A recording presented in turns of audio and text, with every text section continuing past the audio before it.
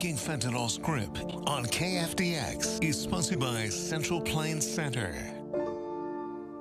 It's a synthetic opiate 50 times more addictive than heroin. Fentanyl has affected the lives of millions in the United States, causing thousands of deaths per year.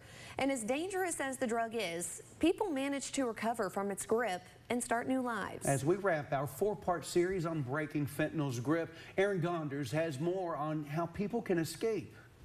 Yeah, you've already heard how powerful the drug is, 50 times more powerful than heroin. It's both deadly and addictive, but not inescapable. I spoke with a Wichita Falls man who went through a grueling road to recovery. This is his story. The life of an addict is a dangerous one. Many addicts live day to day, often putting themselves in the way of the law, all to get their next fix. For much of his life, William Howard, a recovering addict now living in Wichita Falls, was living in the same way. I started doing heroin in my 20s.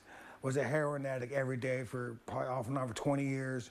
And then my last 2 years, because really fentanyl has blown up, in the last 5 years, I started doing fentanyl every day. But I was doing heroin, fentanyl, and meth every single day.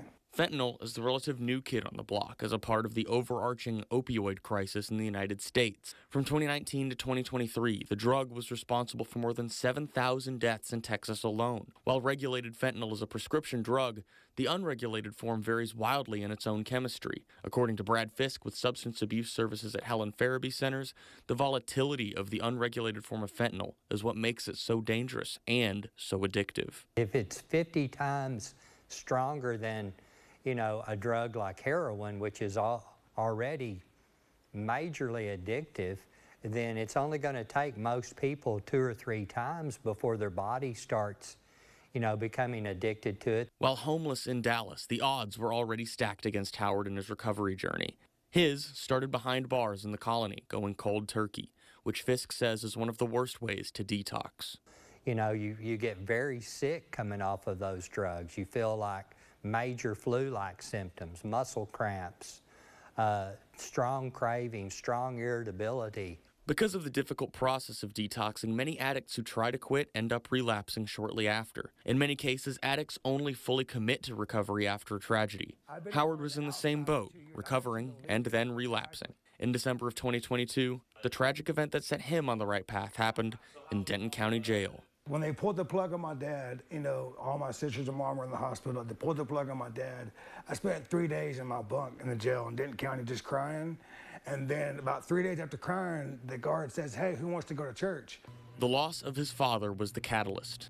After the guard asked about going to church, Howard took the offer, and his first church visit led him on his first steps to recovery. Every single program, regardless of what it is, NA, AA, sober living, all of them, some of them call it a higher power, I call it God, but they have to find a source, and that source comes from, for me, Jesus Christ. Submitting to a higher power was just one of the many first steps for Howard. If he stopped there, Howard surely would have relapsed again, but he had committed. Without a solid commitment, Fisk says most recovery efforts are doomed to fail. It takes total commitment. You have to, want it more than anything else, I believe.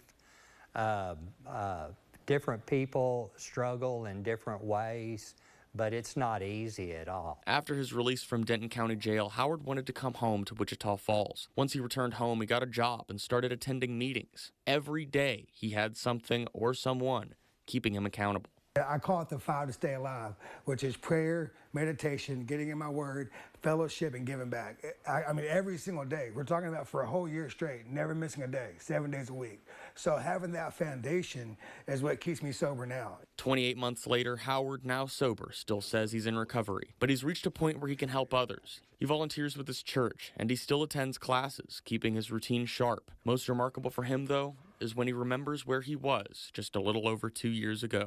Some mornings I sit on my back porch and I have a cup of coffee.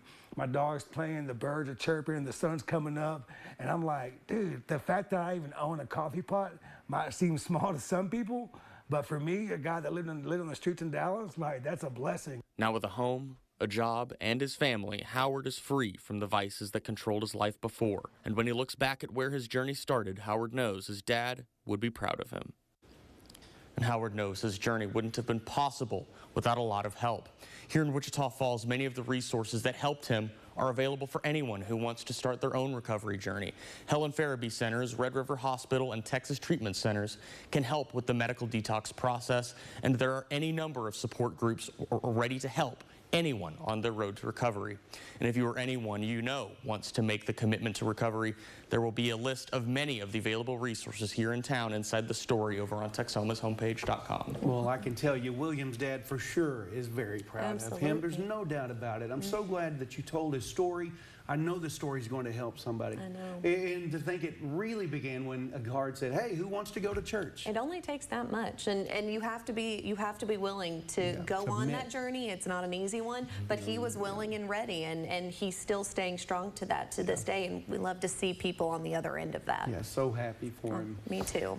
Aaron, thank you very much for that story.